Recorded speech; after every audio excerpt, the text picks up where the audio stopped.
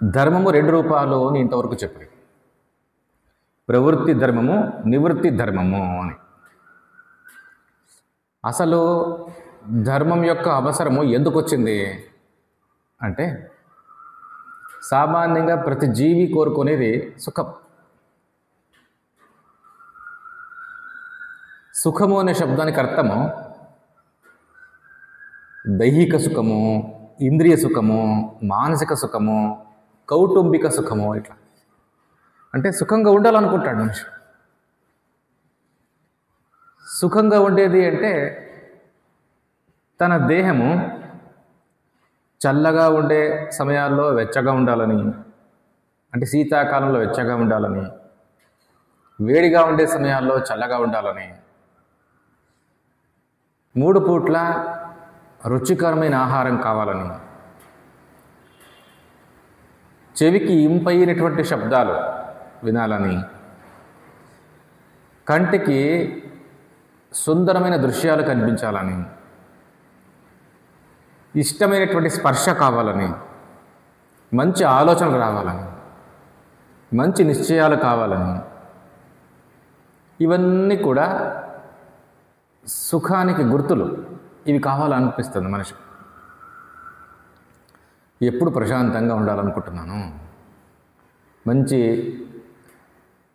ఆహారం కావాలనిపిస్తుంది అని ఏవేవైతే వీడు కర్మేంద్రియ భోగాలు, జ్ఞానేంద్రియ భోగాలు, మానసిక భోగాలు, దేహ సంబంధమైన భోగాలు, కుటుంబానికి కావలసినటువంటి భోగాలు, ఇవన్నీ కూడా సహజంగా కోరుకుంటున్నాడో వీటిని కామ అన్నారు. ఇవి సుఖాలు. కామ అన్న ఒకటే, సుఖ అన్న ఒకటే. అయితే ఈ సుఖానికి భరోసా ఏమి? గ్యారెంటీ.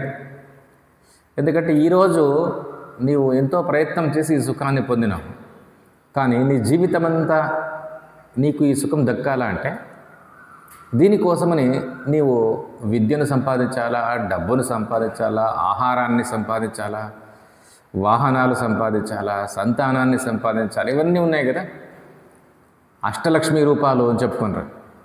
ఇవన్నీ కూడా అర్థ. ఇవన్నీ ఉంటే నీ కామసుఖానికి భరోసా ఉంటుంది. నీ జీవించినంత కాలము మంచి ఆహారము, కంటి నిండా నిద్ర, మంచి దృశ్యాలు, శ్రావ్యమైనటువంటి వాక్యాలు, ఇవన్నీ కూడా నీకు దొరుకుతాయి. దేహ సంబంధమైన భోగాలు, కర్మేంద్రియ భోగాలు, జ్ఞానేంద్రియ భోగాలు అని ఏం చెప్పుకున్నావు, అన్నీ దొరుకుతాయి. అందుకే సుఖానికి భరోసా ఏది అంటే అర్థ. కామానికి భరోసా ఇస్తుంది అర్థ. అయితే నేను ఇట్లా సంపాదించాలనుకున్నప్పుడు లేదా సుఖించాలనుకున్నప్పుడు వేరే వాళ్ళని ఇబ్బంది పెట్టి, ప్రకృతికి హాని చేసి నేను సుఖించకూడదు, సంపాదించకూడదు. అందుకే శాస్త్రాలు మనిషికి కొన్ని నియమాలు చెప్తాయి, ధర్మాలు చెప్తాయి. ఇట్లా ఉండు, అహింస పరమో ధర్మ. ఎవరిని హింసించకుండా నీవు సంపాదన చెయ్యి, సుఖించు, మంచిది. అసత్యం ఆడకుండా నీవు సంపాదన చెయ్యి, సుఖంగా ఉండు. ఎవరిని మోసం చేయకుండా నీవు విద్యను సంపాదిస్తావో, డబ్బును సంపాదిస్తావో, సంతానాన్ని సంపాదిస్తావో, ఇవన్నీ సంపాదించు, సుఖంగా ఉండవు. దురాచారాలకు పోకుండా సదాచారాలను పాటిస్తూ సుఖంగా ఉండవు. ఎవరి మీద కోపగించుకోకుండా, ఎవరిని ద్వేషించుకోకుండా నీవు సంపాదన చెయ్యి, సుఖంగా ఉండవు అని ఈ కొన్ని ధర్మాలను వీడికి బోధిస్తుంది. ధర్మం యొక్క ఆవశ్యకత ఎందుకు వచ్చింది అంటే ఇదిగో ఈ కారణం కోసం వస్తుంది. నీవు అర్థకామాలను యథేచ్ఛగా ప్రయత్నం చేస్తావు, అనుభవిస్తావు. అట్లా కాకూడదు. అట్లా చేస్తే ఏమవుతుంది అంటే ప్రకృతికి హాని చేస్తావు, చుట్టూ ఉండే సమాజానికి, జీవరాశులకు హాని చేస్తావు. ఇంకా చెప్పాలంటే నీవు కూడా హాని చేసుకుంటావు. అట్లా కాకూడదు అనే ఉద్దేశంతో ఈ 3 రంగాలకు అనుకూలమయ్యే విధంగా నియమాలను చెప్తా ఉందే దీన్నే ధర్మ అన్నారు. ధర్మం యొక్క ఆవశ్యకత ఎందుకు వచ్చింది అంటే ఇదే కారణం. అయితే ధర్మాన్ని మన శాస్త్రాలు కొన్ని లక్షణాలు అని చెప్తున్నాయి చూడండి. ఎందుకంటే ఎన్నున్నాయి ఇవి నియమాలు, నియమాలు ధర్మానికి కీలకాలు ఎన్నున్నాయి అంటే చెప్తుంది. ధృతి, క్షమా, దమ, అస్తేయం, శౌచం, ఇంద్రియ నిగ్రహ, ధీహి, విద్యా, సత్యం, అక్రోధ, దశకం ధర్మలక్షణం. ధర్మానికి 10 లక్షణాలు. ఈ 10 లక్షణాలను నీవు ఆచరించాలి. నిజంగా ఆచరించాలా అనే మాటకు కాపాడుకోవాలని అర్థం. ధర్మాన్ని ఆచరించటము అంటే ధర్మాన్ని కాపాడుకోవటం. అందుకే చూడండి, ధర్మో రక్షతి రక్షిత అన్నారు. ధర్మాన్ని రక్షించుకో, ధర్మాన్ని కాపాడుకో, అది నిన్ను కాపాడుతుంది అని అర్థం. ధర్మాన్ని ఆచరించటము అంటే ఈ లక్షణాలను నీవు కాపాడుకోవటం. 10 లక్షణాలు. 10 లక్షణాలు మొదటిది ధృతి. ధృతి అనే శబ్దం ఏం చెప్తుంది అంటే ధైర్యం, మానసికమైనటువంటి ధైర్యం, ఓర్పు, కష్టాల్లో నిలబడగలిగినటువంటి సామర్థ్యం. ఇది మొట్టమొదటి ఇది లక్షణం. దీన్ని కాపాడుకోవాలి. జీవితంలో ఎన్నో రకాల ద్వంద్వాలు, మాత్ర స్పర్శాస్త కౌంతేయ శీతోష్ణ సుఖదుఃఖదా ఆగమాపాయిన అనిత్యా తాం స్థితిక్షస్వ భారత అని కృష్ణ పరమాత్మ చెప్పినట్లు ద్వంద్వాలు వచ్చిపోతూ ఉండడం సహజం. అన్నిటికీ తాను ధైర్యంగా నిలబడగలగాలి. ఎన్ని కష్టాలు వచ్చినా, ఏది జరిగినా. ఇది మొదటిది. ఎందుకంటే నీవు సహజంగా ఇంత గొప్ప మార్గంలో ప్రయాణిస్తున్నప్పుడు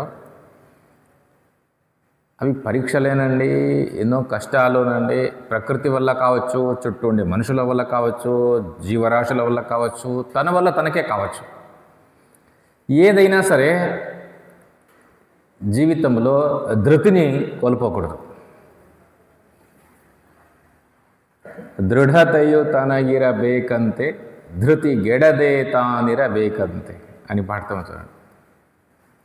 దృఢత అంటే గట్టిదనం, ధృతి ఈ మానసికమైనటువంటి ధైర్యం, సహనం, ఓర్పు. చూడండి, ఇన్ని అర్థాలు ఉన్నాయి. నీకు ఓర్పు ఉండాలా, సహనం ఉండాలా, ధైర్యం ఉండాలా, నిలబడగలగాల అని అర్థం. అన్నిటికీ ఒకడు తిడుతున్నాడు, ఒకడు పొగుడుతున్నాడు, నువ్వు నిలబడగలగాల. లాభమో నష్టమో, మంచో చెడో చూడ జీవితంలో జరుగుతూనే ఉంటుంది. అన్నిటికీ నిలబడగలిగినటువంటి సామర్థ్యము, తితిక్ష, ఇది ఉండాలి మొదటిది. దీన్ని కాపాడుకుంటే నీకు ధర్మంగా ఉన్నట్టు. ఒక మంచి మార్గం దొరికింది, స్థిరంగా ఉండగలగాల, సహనంతో ఉండగలగాల, దాని యొక్క పూర్ణ స్థాయిని అందుకునేంత వరకు నీవు స్థిరంగా ఉండగలగాలి. ధృతి. రెండవది క్షమాగుణం. ఎవరో ఏమన్నారు అంటే క్షమించి వదిలేదు. ఎందుకంటే ముందు వాడే పశ్చాత్తాపడతాడు, అయ్యో ఇట్లాంటి మహాత్ముడిని నన్నిటిన. కుటుంబంలో కానీ, బంధువులతో కానీ, స్నేహితులతో కానీ, సమాజంలో కానీ ఎన్నెన్నో అవమానాలు జరుగుతాయి. వీటిని నీవు అట్లే గుర్తుపెట్టుకుంటే అవి నిన్ను హింసిస్తాయి. క్షమించి వదిలేంత క్షమాగుణం. క్షమించటం అనేది మనిషిలో ఒక సహజ లక్షణం కావాలి. ఎవరు ఏమన్నా సరే వాడిని క్షమించాలి. అంతేకాదు వాడు నా మీద ఏదో మాట్లాడినాడు అని ఒక శత్రుత్వాన్ని ప్రారంభించి అది చివరి వరకు ఇట్లే కొనసాగి తరతరాలకు కొనసాగి ఇట్లా మనమే ఓడిపోవాలా, ఏం కాదు, అంతే. దీన్ని క్షమ అంటారు. ధృతి, క్షమ, దమః. దమః అంటే ఇంద్రియ నిగ్రహం, బాహ్యేంద్రియ నిగ్రహం. కర్మేంద్రియాలు, జ్ఞానేంద్రియాలు వీటికి కొన్ని నియమాలను పెట్టుకోవాలి. దమ. ఎందుకంటే నిరంతరము అవి వాటి వాటి విషయాల వైపు పోవటం వల్ల ఏమైపోతుంది అంటే ఒక వ్యసనం అయిపోతుంది.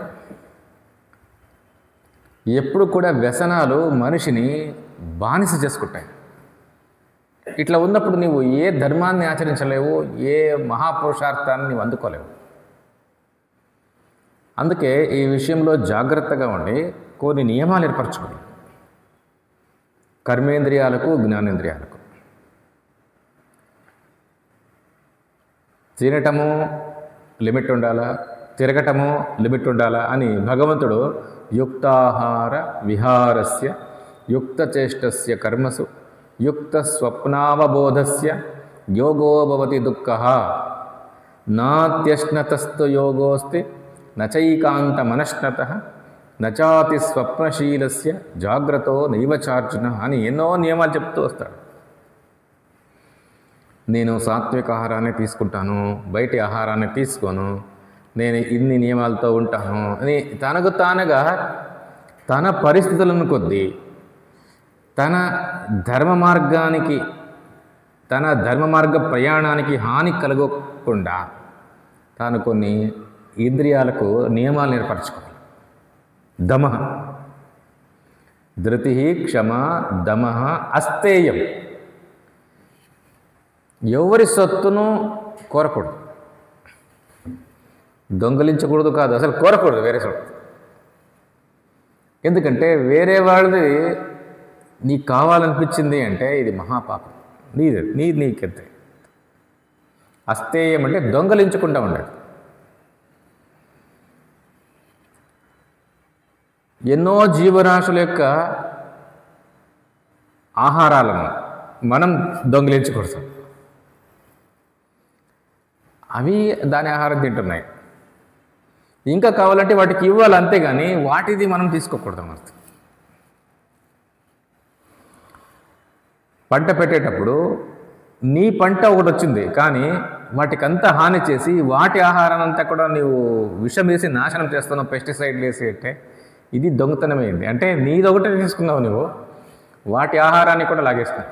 అక్కడ వాటికి ఆహారం లేదు, మరణిస్తావు. అంటే ప్రకృతిలో జాగ్రత్తగా గమనిస్తూ వేరే జీవరాశుల సొత్తును నీవు అపహరించకూడదు. ఇది నియమం పెట్టుకో. అస్తేయం. పతంజలి మహర్షి యమ నియమాల్లో దీన్ని రాస్తాడు, అస్తేయమని. దొంగలించకుండా ఉండేది, ఎవరి సొత్తు కోరకుండా ఉండేది. మా గృధ కస్య స్విద్ధనం అని ఈశావాస్యోపనిషత్తు అంటుంది. ఎవరి సొత్తును కోరద్దు నువ్వు అని. శౌచం. శౌచం అంటే శుచిగా ఉండటం. దైహికంగా, మానసికంగా, చుట్టూ పరిసరాలు ఇవన్నీ కూడా శుద్ధంగా ఉండేటట్లు చూసుకుంటూ ఉండాలి. అది కాపాడుకోవాలి. ఇవన్నీ ఆచరించేవి అంటే కాపాడుకునేవి అంతే. లోపల బయట ఒకటే ఉండాలి, శుభ్రత, రుజుత్వం. ఇది మనస వాచ కర్మణ శుద్ధి, త్రికరణ శుద్ధి అంటాం చూడండి. మనసులో ఏం తలిస్తే మాటల్లోనూ అదే రావాలా, చేతల్లోనూ అదే చేయాలి. ఇది శౌచం. సంపాదనలో కూడా శుద్ధి ఉండాలి. శౌచ అనే శబ్దానికి అన్నిట్లోనూ మన వ్యవహారంలో అంతా శుద్ధి ఉండాలి. సర్వేషామపి శౌచానాం అర్థశౌచం పరం స్మృతం. స్మృతివాక్యం చూడండి. అన్ని శౌచాల్లోకి సంపాదన శౌచం ఉంది కదా, ఇది చాలా గొప్పది. శుద్ధమైన సంపాదన ఉండాలి. నీ వ్యవహారం అంతా శుద్ధంగా ఉండాలి. నీ చుట్టూ ఉండే పరిసరాలంతా శుభ్రంగా ఉండాలి. నీ దేహము, నీ వస్త్రాలు, నీ శరీరం, నీ ఇంద్రియాలు, మనస్సు, బుద్ధి శుద్ధంగా ఉండేటట్టు నీవు కాపాడుకోవాలి. శౌచం. ఇంద్రియ నిగ్రహ. ఇంతకుముందు దమః అని, ఇవి కర్మేంద్రియాలు, జ్ఞానేంద్రియాలు, వాటిని గురించినటువంటి నిగ్రహం. ఇక్కడ ఇంద్రియ అంటే మనస్సు. శమ అంటాం కదా, అది మనోనిగ్రహం. మనసులో చెడు ఆలోచనలు రాకుండా చూసుకోవాలి. నిరంతరం మంచి ఆలోచనలే రావాలంటే ఎప్పుడు కూడా మనసు మంచి ఆలోచన ఎప్పుడు చేస్తుంది అంటే నీ చుట్టూ మంచివాళ్ళు ఉండాలి, మంచి పుస్తకాలు, సజ్జనుల సహవాసం, ఇదంతా కూడా మనస్సు ప్రసన్నమవుతుంది, చెడు ఆలోచన చెయ్యదు. ఇదే నిగ్రహించటం అంటే. నిగ్రహించటం అంటే దాన్ని పట్టుకోవటం. ఊరికి చెడు ఆలోచన చేయకుండా అంత గతానంతా తొడుకుంటూ ఉంటుంది. భవిష్యత్తు ఇంకా జరగలేదు, దాని గురించి ఆలోచిస్తుంటుంది. వర్తమానంలోనే సజ్జనుల సాంగత్యంలో ప్రశాంతంగా మంచి ఆలోచనలు, ధర్మ మార్గంలో స్థిరంగా ఉండేటట్లు, పరమ పురుషార్థాన్ని పొందేటట్లు ఆలోచన చేసుకుంటూ ఉండడం. ఇది ఇంద్రియ నిగ్రహం. ధీహి, ధీహి అంటే వివేకం, బుద్ధి. వివేకం ఉండాలి. ఏది నిత్యమైందో ఏది అనిత్యమైందో చర్చించాలా, తెలుసుకుంటుంటాను. ఏది భోగమో ఏది సుఖమో అర్థం చేసుకోవాలి. సుఖం వేరు, భోగం వేరు. భోగంలో నీకు దాహం పెరుగుతుంది, సుఖము దాహాన్ని ఇవ్వదు. భోగము ఇంద్రియ శక్తిని నాశనం చేస్తుంది, సుఖము నాశనం చేయదు. ఉదాహరణకు సుషుప్తి, కేవలం సుఖం. అక్కడేమైనా దాహం అనిపిస్తుందా నీకు, ఇంకా కావాలా, ఇంకా అట్లా ఉండదు. పోనీ దానివల్ల ఇంద్రియాలకు ఏమైనా శక్తి పోయిందా, ఇంకా ఎక్కువైంది. చూడు, అంటే సుఖానికి భోగానికి ఉండే వ్యత్యాసమేమి? వివేకమే. వివేకము అనే శబ్దానికి అర్థమేమి అంటే ఇది వేరు ఇది వేరు, నిత్యమైనవి వేరు అనిత్యమైనవి వేరు, సత్యం వేరు అసత్యం వేరు, జడం వేరు చైతన్యం వేరు అని, ఏదే విద్య వేరు అవిద్య వేరు అని మనం ఎట్లయితే వేదాంత శాస్త్రంలో వివేకము అని చూస్తామో, ఏది కర్తవ్యము ఏది అకర్తవ్యము ఇదొక వివేకం. కర్తవ్య వివేకం. ఏది కోరాలా ఏది కోరకూడదు వివేకం ఉండాలి మనిషి. అన్నిట్లోనూ వ్యవహారంలో వివేకం లేకుంటే వాడు ఏదో తప్పు చేసేస్తాడు. ఏది కోరాలా ఏది కోరకూడదు తెలిసిండాలి. శాస్త్రాలు ఏది కోరాలో ఏది కోరకూడదో, ఏది చేయాలో ఏది చేయకూడదో, ఏం తెలుసుకోవాలో ఏం తెలుసుకోకూడదో చూడండి, ఇవన్నీ చెప్తారు. అందుకే వివేచన శక్తి, దీని ధీహి అన్నారు. విద్య, విద్య అనేది ఒక ధర్మం అంట. విద్య అంటే ఎన్నో విద్యలు ఉన్నాయి, కోటి విద్యలు అంటాం. అంటే మన భుక్తి కోసమని, అంటే మనం జీవించటం కోసమని ఎన్నో విద్యలు ఉన్నాయి. కొన్ని వ్యావహారిక విద్యలు, కొన్ని పారమార్థిక విద్యలు. ఎంతెంత సాధ్యమైతే అంతంత విద్యను వీడు నేర్చుకోవాలి. నిరంతరము నేర్చుకుంటాడు మనిషి. విద్య నేర్చుకోవటము స్కూళ్ళకే పరిమితం కాదు, సమాజంలో నేర్చుకుంటాడు, తాను నేర్చుకుంటాడు. బతకడానికి ఎన్నో విద్యలు నేర్చుకుంటాడు. పురుషార్థాలు అందుకోవటానికి ఎన్నో విద్యలు నేర్చుకుంటాడు. ఏదేది సాధ్యమైతే అది నేర్చుకుంటాడు. ఇది విద్య. అట్లా నేర్చుకోవటమే ధర్మం. ధర్మం యొక్క లక్షణం అది. నీవు నేర్చుకుంటూ ఉండాలి. సోక్రటీసు చివరి వరకు నేర్చుకుంటూనే ఉండేవాడట. ఏదో విద్య నేర్చుకుంటూ ఉండడం, ఏది సాధ్యమైతే అది తెలుసుకుంటూ ఉండడం. దీహి విద్య సత్యం. సత్యం అంటే వేదాంత విచారం. నీవు ఎన్ని లౌకిక విద్యలు నేర్చుకున్నా, ఎన్ని ధార్మిక విద్యలు నేర్చుకున్నా, ఈ పారమార్థిక విద్య ఇది ఖచ్చితంగా ఉండాలి. ఇది స్పెషల్. ఇది ధర్మం. ధర్మం యొక్క లక్షణం ఇది, సత్యం. అంటే వేదాంత విచారము లేకుండా జీవించకూడదు. ఎందుకంటే అదే నీ జీవితాన్ని గురించి చెప్తున్నటువంటి శాస్త్రం, మన నిజ స్వరూపాన్ని గురించి చెప్తున్నటువంటి శాస్త్రం. ఏం తెలుసుకున్నా మన స్వరూపాన్ని మనం తెలుసుకోలేదు అంటే లోటే. అందుకే సత్యాన్ని తెలుసుకోవటము, బ్రహ్మ విద్యను తెలుసుకోవటం అనేది ఒక ధర్మం. ధీహి విద్య సత్యం అక్రోధ. ఎవరి మీద కోపగించకూడదు. ప్రసన్నంగా మాట్లాడు, ప్రసన్నంగా వ్యవహారం చేయి. ఎవరి మీద కోపగించుకోకుండా, క్రోధం రాకుండా చూసుకో. ఎప్పుడు క్రోధం వస్తుంది అంటే మన ఆశకు, మన కామానికి దెబ్బ తగిలినప్పుడు క్రోధమవుతుంది. కామానికి మూలమేది అంటే సంకల్ప. అక్కడే నీవు నిగ్రహించగలిగితే, సంకల్ప సమయంలోనే నీవు వివేకంతో దాన్ని నిగ్రహించగలిగితే అది కామంగా మారదు, అది క్రోధంగా మారదు. కామ జానామి తే మూలం సంకల్పాత్ కిల జాయసే. కామానికి మూలమేది అంటే సంకల్పం. మనస్సు తాను చూసినటువంటి, తాను విన్నటువంటి ఎన్నో వస్తువులు, విషయాలు, భోగాల గురించి సంకల్పం చేస్తుంది, నాకు ఇది కావాలా, ఇప్పుడు ఇది తెచ్చుకుంటే బాగుంటుంది అని. ఆ సమయంలోనే అది కామంగా మారకుండా ముందే దాన్ని వివేకంతో నిగ్రహించాలి. వివేకంతో నిగ్రహిస్తావో, భావనాత్మకంగా నిగ్రహిస్తావో, ఏదో రకంగా నిగ్రహించగలగాలి. అట్లా నిగ్రహించగలిగితే అది మరలా క్రోధంగా మారదు. నీవు ఇక్కడ అజాగ్రత్తగా ఉన్నావు అంటే అది క్రోధం అయిపోతుంది. ఎందుకంటే ఆశలన్నీ నెరవేరవు మానవుని జీవితంలో. నీవేదో అనుకోనివు, నీవు సంకల్పం చేసినంత మాత్రాన, అది ఆశగా మారినంత మాత్రాన ఖచ్చితంగా ఆ వస్తువు నీకు లభిస్తుంది అనే భరోసా లేదు. ఇదే మన కల్పవృక్షం కింద కూర్చున్నామా ఏమైనా మనం. ఎందుకంటే మానవుడి జీవితము పాపపుణ్యాల యొక్క మిశ్రమం. ఇది దొరికిండేదే కష్టం. ఎందుకంటే దీనికంటే తక్కువ స్థాయి జన్మలన్నీ తిరియక్ జన్మలు, వాటిల్లో ఏ సామర్థ్యం ఉండదు మనిషికి ఉన్నంత సామర్థ్యం. ఇది ఒక గేట్ అన్నట్టు. దీన్ని నీవు దాటగలిగి పై స్థాయికి పోతే ధన్యుడవు. కొంచెం అజాగ్రత్త పడినావు అంటే మరల జారి కింద పడతావు, అయిపోయింది. ఆసురీం యోనిమాపన్నా మూఢా జన్మని జన్మని మామప్రాప్యైవ కౌంతేయ తతో యాంత్యధమాంగతిం. భగవంతుడే అంటాడు. నీ ఒక్కసారి జారణ కిందకే అంటే ఇంకంతే. జంతువు, పక్షి, క్రిమి, కీటకాలు అంతా అట్లాంటివి. అవి జస్ట్ గేట్లో ఉన్నావు. అవి నీకు ఇంత వచ్చిండేది ఎక్కువ. మరలా దీనికి ఇది ఏదో ఆశలు పెట్టుకొని నాకు ఏదో గొప్ప భోగం కావాలని ఇట్లా కోరుతావు అంటే అర్థమేమి?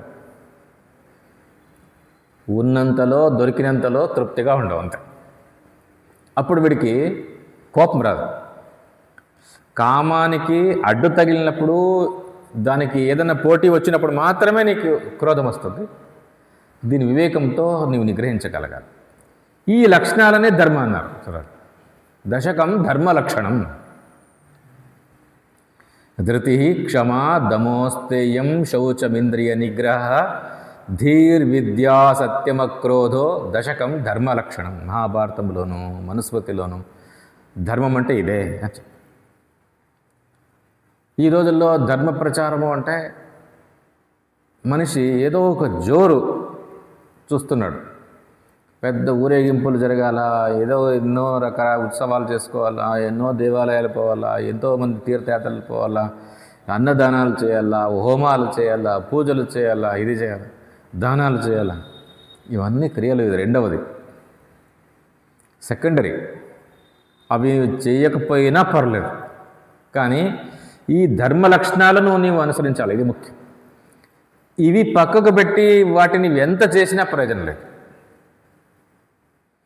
ఈ ధర్మ లక్షణాలు చెప్తున్నారే, ఇవి నీవు పక్కకు పెట్టి, ఇవి తెలుసుకోకుండానే నీవు ఇవన్నీ కూడా క్రియలు ఆచరించటం వల్ల నీకు ఏ ప్రయోజనం ఉండదు. అందుకే ధర్మ అంటే ఈ ధర్మ లక్షణాలను కాపాడుకోవటం. దీన్ని మన శాస్త్రాల్లో సామాన్య ధర్మాలు అంటారు. చూడండి, సామాన్య అంటే అందరికీ సమానాన్ని. స్త్రీల, పురుషుల, చిన్నవాడా, పెద్దవాడా, ఈ మతస్థుడా, ఆ మతస్థుడా, ఈ కులం వాడా, ఆ కులం వాడా, అందరికీ కావాల్సిండేవి. అందరూ ఈ లక్షణాలు కాపాడుకోవాల్సిందే. చివరి క్షణం వరకు కాపాడుకోవాల్సిందే మనిషి. వానికి బుద్ధి వచ్చినప్పటి నుంచి చివరి క్షణం వరకు ఈ లక్షణాలను కాపాడుకోవాలని మన శాస్త్రాలు చెప్తున్నాయి. అంతేకాదు, దీనివల్ల తనకు, తన చుట్టూ ఉన్నటువంటి జీవరాశులకు, సమాజానికి, ప్రకృతికి అన్నిటికీ మంచిది. దేనికి హాని కలగదు. నీవు అట్లా ఉంటే ఈ 10 లక్షణాలను నీవు కాపాడుకోగలిగితే నీవే ధర్మాత్ముడు అవుతాయి. ఇవి సామాన్య ధర్మాలు. క్షత్రియుడు ఆచరించాలన్నా బ్రాహ్మణుడు ఆచరించాలన్నా అని అడిగట్లేదు. అందరూ ఆచరించాల్సిందే. ఆచరించటం అంటే కాపాడుకోవటం. ఇది ఈ 10 గుర్తుండవు అంటే మన శాస్త్రాలు కొంచెం నంబర్ తగ్గించి చెప్తాయి. నీకు విస్తరించమన్నా విస్తరిస్తాయి మన శాస్త్రాలు, తగ్గించి చెప్పమన్నా చెప్తాయి. చూడండి, ఉదాహరణకు ధర్మానికి 4 పాదాలు అని ప్రసిద్ధి పురాణాల్లో. తపస్సు, శౌచము, దయా, సత్యం. ఇంతే గుర్తుపెట్టుకో చాలు. తపశ్శౌచం, దయా, సత్యం. ఇవి ధర్మ రిషభానికి 4 పాదాలు ఉన్నట్లు. ధర్మమని ఎద్దు, ఒక నందీశ్వరుడు, ఆ నందీశ్వరుడికి 4 పాదాలు ఉన్నట్లు అని గుర్తుపెట్టుకోవటానికి ఈ 4 గుర్తుపెట్టుకో చాలు. తపస్సు అంటే చూడండి, దీంట్లో ఇంద్రియ నిగ్రహం వస్తుంది, మానసిక నిగ్రహం వస్తుంది, కోపాన్ని నిగ్రహించుకోవటం వస్తుంది, ఇవన్నీ వచ్చేస్తాయి. ఇదే తపస్సు అంటే. సహనం వస్తుంది, మానసికమైన ధైర్యం, ఇవన్నీ కూడా అంటే ఒక్క శబ్దంలో ఇవన్నీ చేర్చేసి చెప్తున్నారు తపస్సు. శౌచం దీన్ని సపరేట్ చెప్పాల్సి వస్తుంది. ఎందుకంటే నీవు వ్యవహారంలో శుద్ధంగా ఉండాలా, నీ పరిసరాలంతా శుభ్రంగా పెట్టుకోవాలా, దేహాన్ని శుభ్రంగా, మనస్సును శుభ్రంగా, బుద్ధిని శుభ్రంగా, అన్ని ఇంద్రియాలను శుభ్రంగా, ఇట్లా ఇది శుభ్రత. నీ వస్త్రాలు శుభ్రంగా ఉండాలా, నీ పుస్తకాలు శుభ్రంగా ఉండాలా, అన్నీ శుభ్రంగా ఉండాలి. శౌచం, తపస్సు, శౌచము. దయ, సకల జీవరాశుల పట్ల, స్థావర జంగమాత్మకమైన సకల జీవరాశుల పట్ల నీకు దయ ఉండాలి. నిర్దాక్షిణ్యంగా చెట్లు నరికేయటము, పశువులను చంపేయటము, వాటిని హింసించటము, మనుషులను ద్వేషించటము, ఇదంతా కూడా పశుబుద్ధి కంటే ఇంకా నీచమైంది. చేయకూడదు. దయాగుణాన్ని పెంచుకో. దయ ఎవరికి ఉండదు అంటే రాక్షసులకి. ఆ గుణం నీకెందుకు? నీ మనిషి దయతో ఉండాలి. రంతి దేవుని దయాగుణం చాలా ప్రసిద్ధి. ఒక్కసారి ప్రజాపతి లోకంలో ఉరుము వినిపించిందంట. ఉరుములో దాదా దాదా అని సౌండ్ వచ్చింది. ఉపనిషత్తు చెప్పే చిన్న కథ ఇది. వీళ్ళందరూ కూడా క్రింద ఉన్నటువంటి మనుషులు, దేవతలు, రాక్షసులు వీళ్ళంతా కూడా ప్రజాపతి మనకేదో సందేశాన్ని ఇస్తున్నాడు అని వింటున్నారు. వింటూ వాళ్ళకి అర్థమైందంట, వాళ్ళ స్థాయికి అర్థమైందని. మనిషికి ద అనే శబ్దంతో ఒకటి అర్థమైందని, రాక్షసులకు ఒకటి అర్థమైంది, దేవతలకు ఇంకొకటి అర్థమైంది. దామ్యత దత్త దయధ్వమితి. దేవతలందరూ కూడా మేము ఎక్కువ భోగాల్లో ఉన్నాము, ఇంద్రియ భోగాల్నే నమ్ముకున్నాం కాబట్టి ప్రజాపతి దమాన్ని చెప్తున్నాడు, ఇంద్రియ నిగ్రహాన్ని చెప్తున్నాడు, దామ్యత అని చెప్తున్నాడు అని వాళ్ళు అర్థం చేసుకున్నారట. మనుషులు మేము లోభులు జన్మతః, అందుకే దానం చేయమని చెప్తున్నాడు. అంటే అందరికీ ఏదో విధంగా సకల జీవరాశులకు ఆహారాన్ని ఇవ్వటము, మనుషులకు ఆహారం పెట్టడం, దానం. లోభత్వం ఉండకూడదు. అందుకే దత్త, దానం చేయండి అని చెప్తున్నాడు అని అర్థం చేసుకున్నారట. రాక్షసులు మేము అందరిని హింసిస్తాం కాబట్టి దయధ్వం ఇది, దయ కలిగి ఉందండి అని చెప్తున్నాడు. శంకరాచార్యులు ఇక్కడ భాష్యం రాస్తూ ఉంటారు. ఇవి ప్రజాపతి ఈ ముగ్గురికి వేరువేరు చెప్పిండేది అని కాదు, మొత్తం ఇదంతా కూడా ఉపనిషత్తు కదా. ఉపనిషత్తు ఎవరికి చెప్పింది? మనిషికి చెప్తా ఉండేది. అంటే మనిషిలోనే ఈ ముగ్గురు ఉన్నారు కాబట్టి 3 వీడు ఆచరించాల్సిందే అని. వీడు నిగ్రహాన్ని పాటించాలా, దామ్యత, లోభత్వాన్ని వీడి దానము చేయాల, వీడిలోనే హింసావృత్తి ఉంది, రాక్షసీ ప్రవృత్తి ఉంది. అందుకే దయతోనూ ఉండాలి. అందుకే ఉపనిషత్తు ఈ కథతో మనిషికి విశేషంగా చెప్తా ఉంది కాబట్టి మనిషి ఈ 3 పాటించాల్సిందే అని. ఎందుకంటే అది ఏం దేవతలకు స్పెషల్గా చెప్పింది కాదు, రాక్షసులకు స్పెషల్ చెప్పింది కాదు. ఇది మనిషికి చెప్పేకి వచ్చింది ఉపనిషత్తు కాబట్టి. మనిషిలోనే 3 ఉన్నారు. దైవీ గుణాలు ఉన్నాయి, ఆసురీ గుణాలు ఉన్నాయి, మానుష గుణాలు ఉన్నాయి. అందుకే వీడికి 3 నియమాలైనాయి అంతే. దయ చాలా విలువైనటువంటి గుణం. దయ, కరుణ అంటాం చూడండి. ఏకో రసః కరుణ ఏవ నిమిత్త భేదాత్ భిన్న అని మహాత్ములు అంటారు. కరుణరసం, దయారసం, దయార్ద్ర హృదయం అంటారు. ఎవరైనా కష్టాలు ఉన్నప్పుడు నీ హృదయం ద్రవించాలి, లేకుంటే రాక్షసుడు ఉన్నట్లు అంతే. అందుకే తపస్సు, శౌచము, దయ, సత్యము అంటే వేదాంతం, జీవిత సత్యం, జగత్ యొక్క సత్యాన్ని విచారించటము, మన జీవితం యొక్క సత్యాన్ని విచారించటము, జగత్ కారణాన్ని గురించి విచారించటము, ప్రతి వస్తువు యొక్క సత్యాన్ని గురించి విచారించటము. ఇది అంటే ఈ 4 గుర్తుపెట్టుకున్నా చాలు. మన శాస్త్రాల్లో నీవు 10 గుర్తుపెట్టుకోలేవు అంటే 4 గుర్తుపెట్టుకో. లేదు ఒక నందీశ్వరుణ్ణి, ఎద్దును గుర్తుపెట్టుకో, 4 పాదాలకు గుర్తుపెట్టుకో అని ఈ రూపకంగా చెప్తాయి. ఇవన్నీ సామాన్య లక్షణాలు, ప్రతి మనిషి అనుసరించాల్సినటువంటివి. దీంట్లో ఎక్కడెక్కడ స్త్రీ పురుష భేదాలు కానీ వర్ణాశ్రమ భేదాలు ఏముండవు చూడండి, సామాన్య ధర్మాలు అంతే.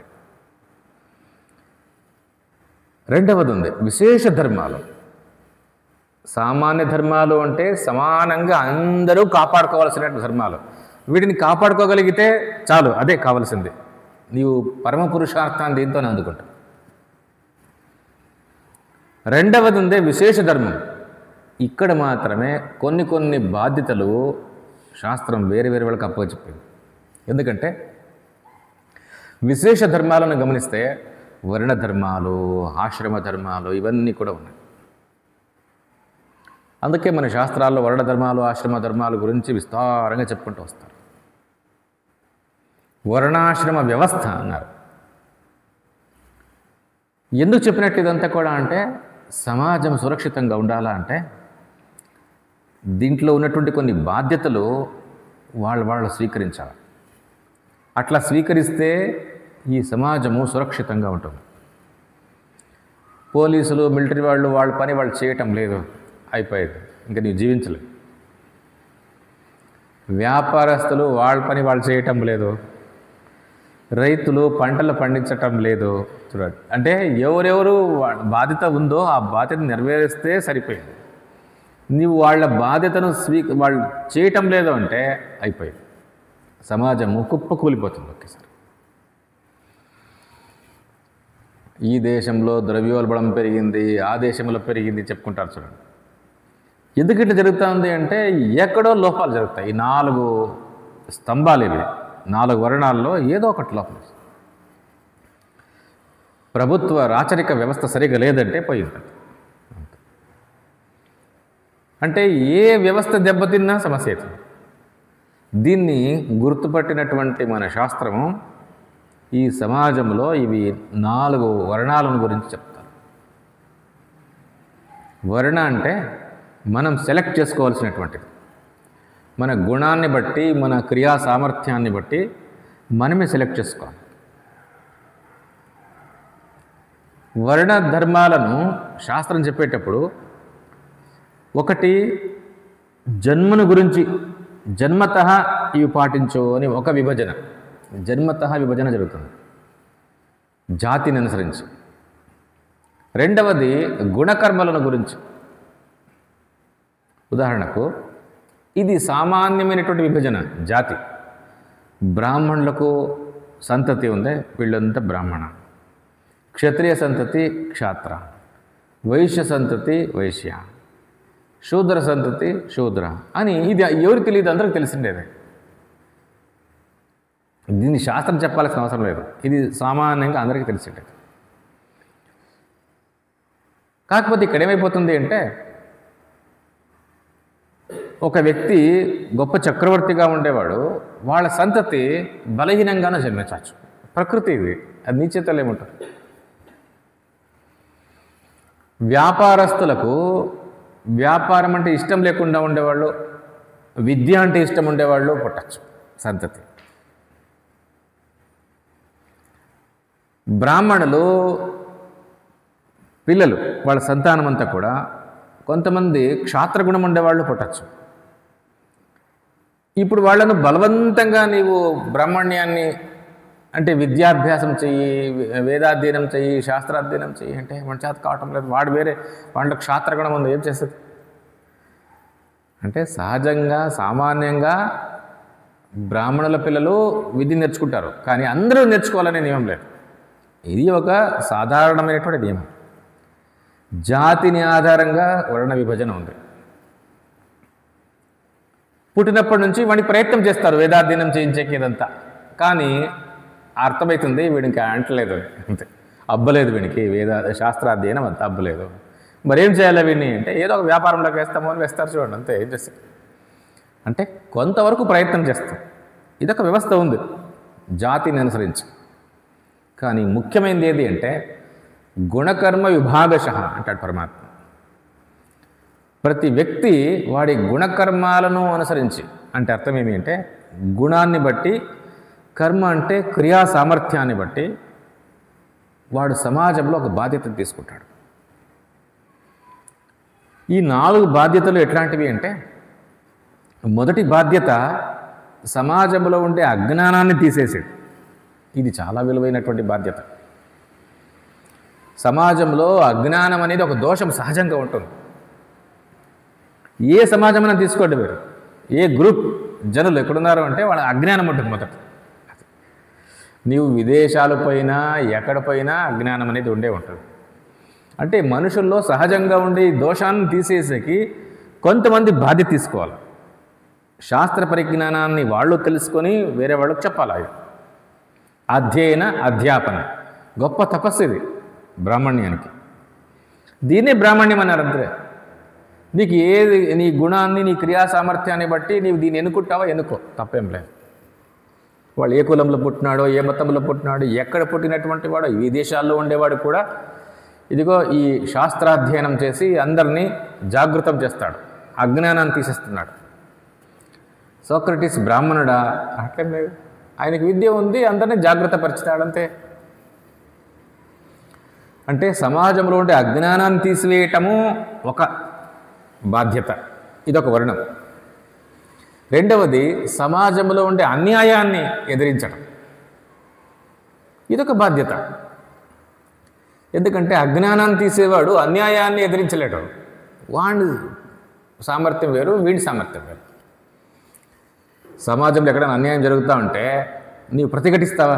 అందరి చేత కాదు, కొంతమంది ఎదురు నిలబడతారు. ఏదో పని జరగాల అని తహసీల్దార్ ఆఫీస్ పోతాం, వాడు లంచం అడుగుతాడు, వాడితో పోట్లాడటం నీకు ఇష్టం లేదు, వానికి ఇచ్చి పని చేయించుకొని వచ్చేస్తాడు. కానీ కొంతమందో ప్రశ్నిస్తారు వాడిని. దీన్ని ఏమంటారు అంటే అన్యాయాన్ని ప్రశ్నించటం, ఇది క్షాత్రగుణం. శౌర్యం తేజ ధృతి దాక్ష్యం యుద్ధే చాప్య పలాయనం దానం ఈశ్వర భావశ్చ, కృష్ణ పరమాత్మ గీతలో చెప్తాడు. ఇవన్నీ క్షాత్రగుణాలు. మరి ఈ అజ్ఞానాన్ని తీసేయగలిగినటువంటి వాడు నాడు, వీడి గుణాలు ఎట్లుండాలి అంటే శమః దమః తపః శౌచం క్షాంతిరార్జవమేవచ జ్ఞానం విజ్ఞానమాస్తిక్యం బ్రహ్మకర్మ స్వభావజం. ఇవన్నీ వీడుకుండాలా.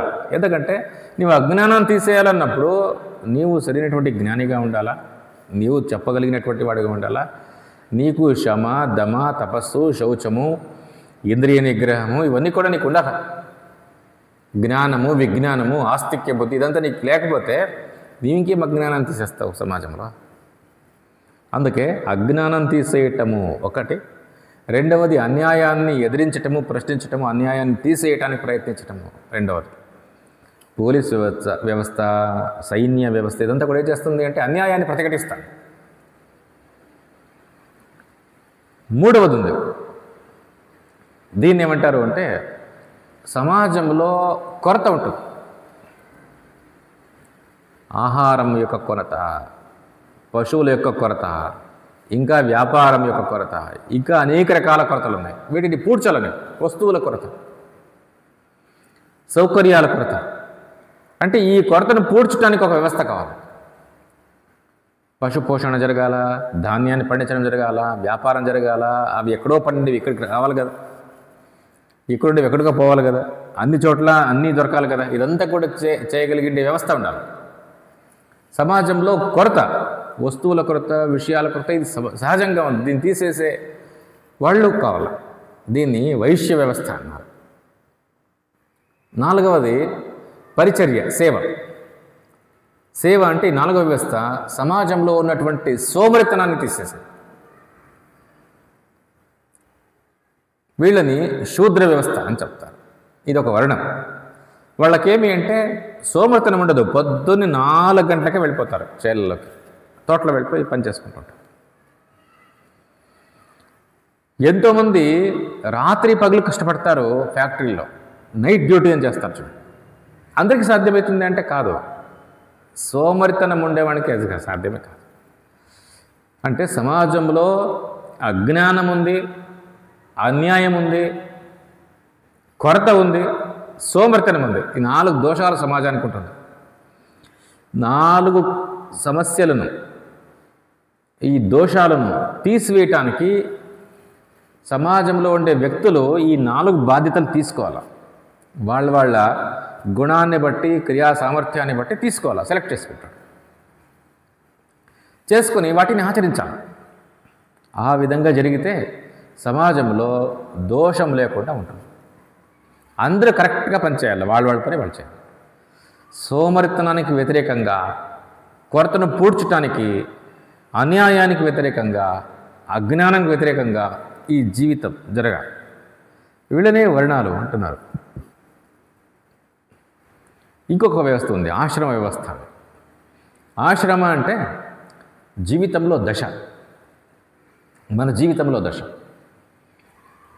పుట్టుకతోనే ఎవరూ కూడా ఏదో ఒక విద్య నేర్చుకొని ఉద్యోగం తెచ్చుకొని అట్లుండడు. ఒకడు బతకాలంటే మొదట బతకటానికి ఏదో విద్య నేర్చుకోవాలి. విద్య నేర్చుకోవటానికి, బ్రతుకును గురించి అర్థం చేసుకోవటానికి కొంతకాలాన్ని కేటాయించాలని, ఇదొక ఆశ్రమ. తర్వాత నీవు బ్రతకాల, రెండవది ఆదర్శంగా బ్రతకాల. ఏదో నీవు బ్రతుకు తెరువుకు ఒక విద్య నేర్చుకునో, 2 విద్యలు నేర్చుకునో, 3 నేర్చుకుని ఈ సామర్థ్యం కొద్ది నేర్చుకో. బ్రహ్మచర్యంలో, గృహస్థాశ్రమంలో బతుకు. సంతతిని లోకానికి ఇవ్వు, సత్సంతతిని. 3వది నీవు ఆ బ్రతికినటువంటి విద్యలను ఇంకా కొంతమందికి నేర్పు, అదొక దశ, వానప్రస్థ. 4వది సన్యాస. సన్యాసము అంటే తాను ఏకాంతంగా ఉండి మొత్తం సమాజాన్ని జాగ్రత్తపరచడం, వివేకాన్ని ఇవ్వాల. వాడికి ఏ స్వార్థం ఉండదు. పుత్రైషణ, విత్తైషణ, లోకైషణ అంటారు. ఏషణాత్రయ త్యాగాన్ని చేసి జీవిస్తాడు. అంటే వీడికి తనకు జనబలం కావాలని, ధనబలం కావాలని, మర్యాద, లోక మర్యాద కావాలని ఈ ఆశ ఉండదు. పుత్రేషణ అంటే జనబలం. నాకు ఇంతమంది శిష్యులు ఉండాలా, ఇంతమంది జనులు ఉండాలా, ఇంతమంది పరిచారికలు, ఏం చెప్పుకుంటాము మనం, ఇంతమంది ఉంటే నేను ఉంటాను లేకుంటే లేదని. సన్యాసికి అది లేదు. వాడు జన సంబంధాన్ని త్యాగం చేసి ఏకాంతంగా జీవించగలుగుతాడు. అందరూ జీవించలేరు ఇట్లా. మన చుట్టూ అందరూ ఉంటే మనం బతకగలుగుతాం, లేకుంటే బతకలేదు. కానీ వాడు బతకగలడు సన్యాసి. రెండవది డబ్బు, సంపద. ఏ సంపద లేకుండానే బతకగలుగుతాడు. ఇది విత్తైషణ. లోకైషణ అంటే లోకంలో స్థానమానాలు, మర్యాదలు. ఎవరు ఏ మర్యాద ఇవ్వాల్సిన అవసరం లేదు, ఏ స్థానాన్ని ఇవ్వాల్సిన అవసరం. వాడు ఏ స్థానాన్ని కోరడు. జన సంబంధాన్ని కోరడు, ధన సంబంధాన్ని కోరడు, ఏ మర్యాద స్థానాలు కోరడు. ఏకాంతంగా తానుగా ఉంటూ అందరినీ జాగృతపరుస్తాడు, తిరుగుతాడు. పరివ్రాజకుడు. పరివ్రజనము అంటే పూర్ణంగా తిరిగేది, తిరుగుతూనే ఉంటాడు. అక్కడక్కడ అందరినీ జాగృతపరుస్తాడు, అందరికీ సలహాలు ఇస్తాడు, అన్నిటినీ ప్రశ్నిస్తాడు. మహా వివేకవంతుడు. ప్రతి మనిషి కూడా ఈ 4 దశలు చేసుకోవాలా అని మన శాస్త్రం. ఆశ్రమ వ్యవస్థ. మొదటి దశ, రెండవ దశ, మూడవ దశ, నాలుగవ దశ. కొన్ని దశలు మనకు రాకపోవచ్చు కూడా. కానీ ఏ దశలో ఉండేవాడు ఆ దశను కాపాడుకోగలగాలి, ఆ ధర్మాలను కాపాడుకోగలగాలి. కొన్ని యుగాల్లో కొన్ని దశలు లుప్తమైపోవచ్చు. ఎందుకంటే ఆ సామర్థ్యం అందరికీ ఉండాలి కదా. భిక్షాచర్యం చరంతి అంటే ఉపనిషత్తు. వానికి జనబలము కావట్లేదు, ధనబలము కావట్లేదు, ఏ స్థానమానాలు కావట్లేదు, ఏకాంతంగా జీవిస్తున్నాడు, ఆ కడప కోసం అని భిక్ష తీసుకొని జీవిస్తాడు అంటే ఈ శక్తి అందరికీ ఉంటుందా? ఇది సాధ్యం కాదు. అందుకే కొన్ని కాలాల్లో ఆ ఆశ్రమ వ్యవస్థ లుప్తమైపోవచ్చు. అయినా పర్లేదు, ఈ 4 ఒక ఆశ్రమ వ్యవస్థ అనేది ఒకటి ఉంది. దీన్ని సాధ్యమైనంత నీవు అనుసరించాలి. వర్ణ, ఆశ్రమ ఈ ధర్మాలను ఏమన్నారు అంటే విశేష ధర్మాలు. ఇవి ఎవరికి వాళ్ళకి సపరేట్గా చెప్తున్నారు కాబట్టి విశేషం, స్పెషల్. క్షాత్రగుణం ఉండేవానికి ఆ స్పెషల్గా వాళ్ళని చెప్పినటువంటి ధర్మాలు. అజ్ఞానం తీసేస్తాను అని బయలుదేరినావు కదా, నీకు కొన్ని ధర్మాలు. నీవు వాణిజ్యము, కృషి, గోరక్షణ చేస్తున్నాను, నీ కొన్ని ధర్మాలు.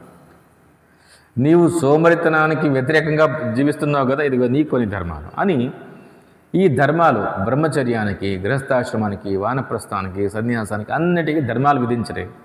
ఈ ధర్మాలను వీడు సాధ్యమైనంత అనుసరించాలి. కొన్ని యుగాల్లో కొన్ని తక్కువ అవుతాయి, కొన్ని యుగాల్లో కొన్ని ఎక్కువ ఉండొచ్చు. ఇట్లా తేడా ఉంది. ఎందుకంటే మన శాస్త్రకారులే అంటారు, కృతేస్తు మానవో ధర్మ త్రేతాయాం గౌతమ స్మృత ద్వాపరే శంఖలిఖిత కలౌ పరాశరి స్మృతి. అందుకే ఈ ధర్మాలు, విశేష ధర్మాలు చేంజ్ అవుతాయి, కానీ సామాన్య ధర్మాలు చేంజ్ కావు. అన్ని కాలాల్లోనూ ధృతి, క్షమ, దమ, అస్తేయం, శౌచం, ఇంద్రియ నిగ్రహం, ధీహి, విద్య, సత్యం, అక్రోధ ఇవన్నీ ఉండే తీరలా. సామాన్య లక్షణాలు మారేట్లేదు. ఇది అన్ని యుగాల్లోనూ, అన్ని మన్వంతరాలు, అన్ని కల్పాల్లోనూ, అన్ని లోకాల్లోనూ అంతటా ఇవే ఎప్పుడు ఉండాలి. అంతే. సామాన్య లక్షణాల్లో మార్పు ఉండదు.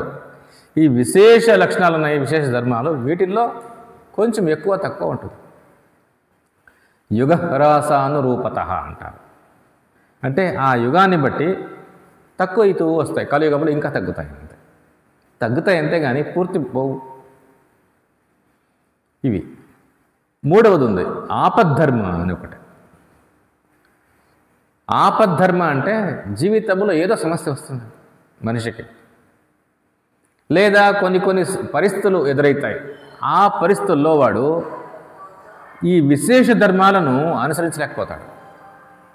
సామాన్య ధర్మాలు అయితే అనుసరించాల్సిందే, తప్పదు ఎప్పుడు కూడా. అన్ని లోకాలు, అన్ని కాలాల్లో నీవు చేయాల్సిందే.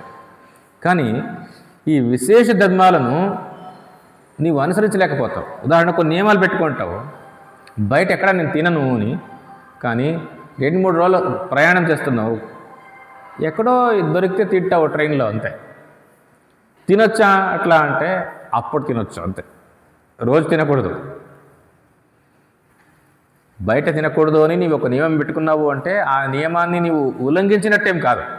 ఎందుకంటే కొన్ని పరిస్థితుల్లో నీవు తినవచ్చు. ప్రతిరోజు 2 పూట్ల 3 పూట్ల సంధ్యానం చేస్తూ ఉన్నాడు, ఒక నియమం పెట్టుకున్నాడు. స్నానం చేసి సంధ్యానం చేస్తున్నాడు పొద్దున్న సాయంత్రం.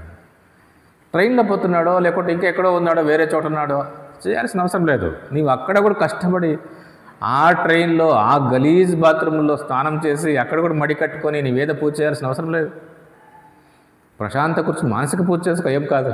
చాలా రకాల ప్రత్యామ్నాయాలు ఉన్నాయి. కొంతమంది చాలా కష్టపడి ఎయిర్పోర్ట్లో సంధ్యావందనం చేసేది, ట్రైన్లోనూ సంధ్యావందనం చేసేది అట్లా చేస్తారు. చేయకూడదు. ఎందుకంటే అశుచి అక్కడ ఎట్లా చేయాలనిపిస్తుంది నీకు. ఎందుకంటే అవి కొన్ని పరిస్థితుల్లో నీవు దాన్ని వీడినట్లు కాదు, నీవు ధర్మంగానే ఉన్నావు. పరిస్థితులు అట్లా వచ్చినాయి, దీన్ని ఏమంటారు అంటే ఆపద్ధర్మంగా నీవు చేయకపోయినా పర్లేదు. ఆపద్ధర్మాలను శాస్త్రం చెప్పదు. ఎందుకంటే వాడు దాన్ని సామాన్య ధర్మాలుగా తీసేసుకుంటాడు. ఇంకేమైనా బయట తినొచ్చు అని చెప్పింది కదా, ట్రైన్లో వస్తే తినొచ్చు అని చెప్తారు కదా, సంధ్యావందనం చేయకపోయినా పర్లేదన్నారు కదా, ఇంకేం చేయను అని ఇట్లా తయారవుతాడు మనిషి. అందుకే ఆపద్ధర్మాలను శాస్త్రాల్లో అక్కడక్కడ కొన్ని గుర్తులు చెప్తారే కానీ ఇట్లా జరిగినాయని నీకు వాటిని కొన్ని వాక్యాలుగా చెప్పాడు. కొన్ని సందర్భాల్లో నియోగ పద్ధతి ఉన్నింది మహాభారతంలో చెప్తారు. అంటే రాజులు లేకపోయారు. రాజులు లేకపోయినప్పుడు వేదవ్యాస మహర్షిని ఆహ్వానించి అక్కడ అంబ, అంబిక, అంబాలిక వీళ్లకు పుత్రులు కావాలా అని అడిగితే దానికోసమని పుత్రులు ప్రసాదించి ధృతరాష్ట్రుడు, పాండురాజు, విభీషణుడు పుత్రులు ఇట్లతో ఒక నియోగ పద్ధతి ఆ రోజుల్లో ఉండింది. ఇది అన్నిసార్లు జరగలేదు, ఆపద్ధర్మంగా జరిగేది. అంటే కొన్ని ఆపద్ధర్మంగా ఆ సమయాల్లో ఏదో జరిగింది అంటే అంత మాత్రం చేత ధర్మాన్ని ఉల్లంఘించినట్టు కాదు. అది ధర్మంగా ఉన్నావు, కొన్ని ఆపత్ సమయాల్లో ఇట్లా నిర్ణయాలు తీసుకున్నావు, నీ ధర్మ మార్గానికి ఏం చ్యుతి లేదు. ఈ సత్యాన్ని గుర్తుపట్టేవాడు ధర్మంగా మెలగాడు. ఉషస్థ చాక్రాయణుడి కథ ఉపనిషత్తులో కనిపిస్తుంది. దేశమంతా క్షామం ఉంది, వాడికి ఆహారం దొరకలేదు. బ్రాహ్మణుడు ఎక్కడ ఆహారం దొరుకుతుంది చూస్తున్నాడు, ఎక్కడ లేదు ఆహారం. ఎవరో వ్యక్తి, ఒక హరిజనుడు గుగ్గులు తినుకుంటూ పోతున్నాడంట. కొన్ని ఇవయా ఆకలి ఎత్తా ఉంది. అయ్యో నేను ఎంగిల్ చేసినాను, నీవు ఎట్లా తింటావు బ్రాహ్మణుడు కదా, ఆకలి అయిపోయింది, కొన్ని తింటా. అవే ఇచ్చినాడు, అవే తిన్నాడు. సరే తిన్నాడు పాపం అనుకో, నీళ్ళు ఇచ్చినాడు. నేను నీళ్ళు తాగలేదు, ఎందుకంటే నీళ్ళు బయట దొరుకుతాయి, నాకు ఆహారం దొరకదు కాబట్టి నేను అడిగినాను అంతే. ఆపద్ధర్మ అని చెప్తున్నాను. అంటే ఆపద్ధర్మ అంటే కొన్ని విపత్కర పరిస్థితుల్లో నీవు ధర్మాన్ని, విశేష ధర్మాన్ని ఉల్లంఘించినట్లేం కాదు. సామాన్య ధర్మాలు అయితే నీవు పాటిస్తూనే ఉన్నావు. విశేష ధర్మాలకు, కొన్ని నియమాలకు చ్యుతి కలిగినా, హాని కలిగినా నీవు ధర్మాన్ని వీడినట్లు కాదు. ఇది గుర్తుపెట్టుకోవాలి. అందుకే సామాన్య ధర్మాలు అన్ని కాలాల్లోనూ ఒకటే, అవి మారవు. విశేష ధర్మాలు యుగహ్రాసానురూపత అని కొంచెం మారుతూ ఉంటాయి. ఆపత్కాలాల్లో కొన్ని కొత్త నిర్ణయాలు వీళ్ళు తీసుకున్నారు అంటే అది ధర్మాన్ని అతిక్రమించినట్టు కాదు, అది ఆపత్ సమయం. అది ఇట్లా వీటిని శాస్త్రాల్లో అంతటా సామాన్య వాక్యాలుగా రాయరు. ధర్మబద్ధంగా జీవిస్తున్నటువంటి వాడు కొన్ని నిర్ణయాలు తీసుకుంటాడు అన్నర్థం. ఇది ఆపద్ధర్మాలుగా తీసుకుంటాడు.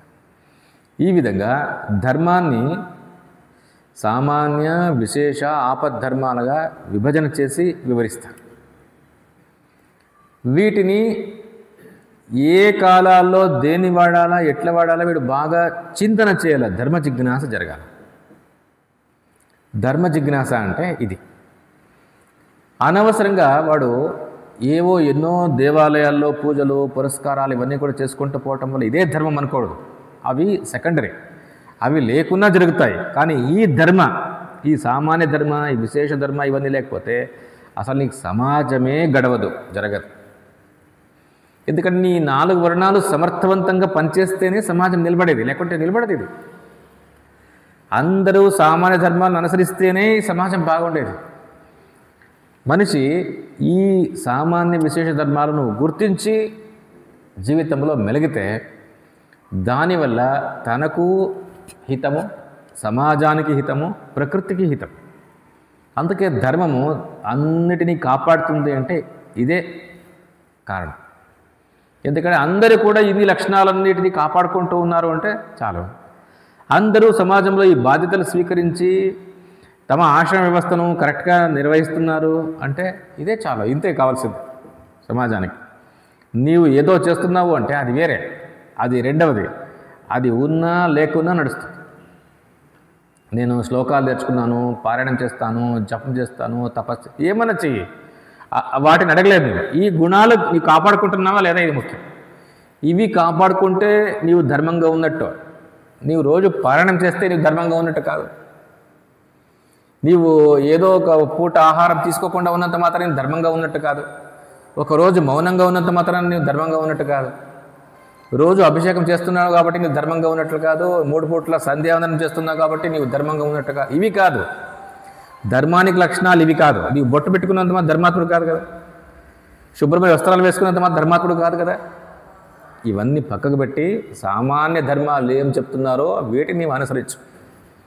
విశేష ధర్మాలుగా ఏ బాధ్యతగా నీవు జీవించమంటున్నారో ఇట్లా జీవిస్తే నిజంగా ధర్మం నిన్ను కాపాడుతుంది. ఇదే ధర్మం యొక్క తత్వం అని చెప్తారు.